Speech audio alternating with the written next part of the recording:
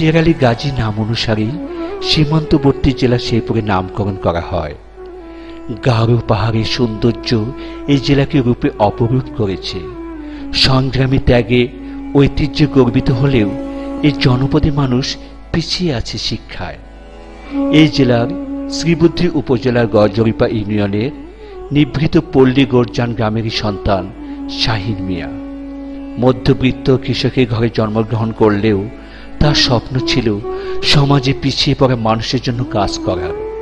নিঃস্বার্থভাবে সে ছোটবেলা থেকেই নিজেকে নিয়োজিত রাখতেন নানা সেবামূলক কাজে।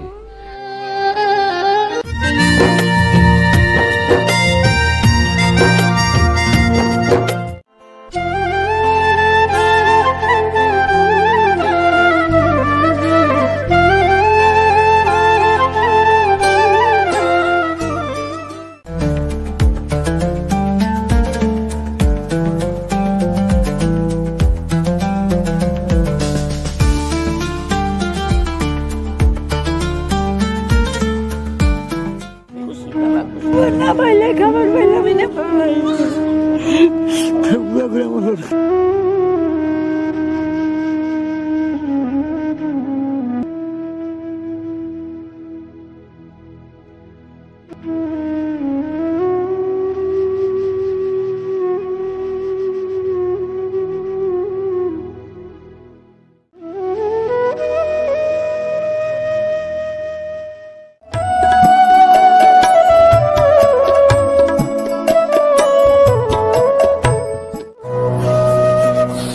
এই টয়লেটটা পাওয়াতে কেমন লাগতেছে? ভালো লাগতেছে। তাহলে এটা পাওয়াতে কি ভালো হলো?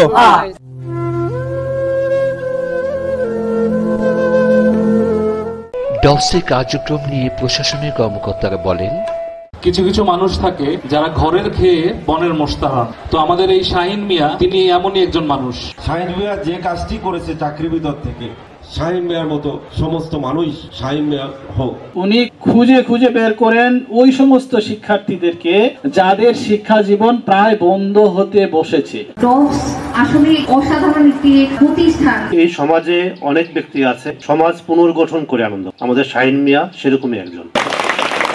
যে মানুষটি নিজেকে নিয়ে না ভেবে ঝরে পড়া শিক্ষার্থীদের শিক্ষা জীবনে ফিরিয়ে আনার নিরন্তর সংগ্রাম চালিয়ে যাচ্ছে, আমরা কি পারি না তার পাশে এসে দাঁড়াতে?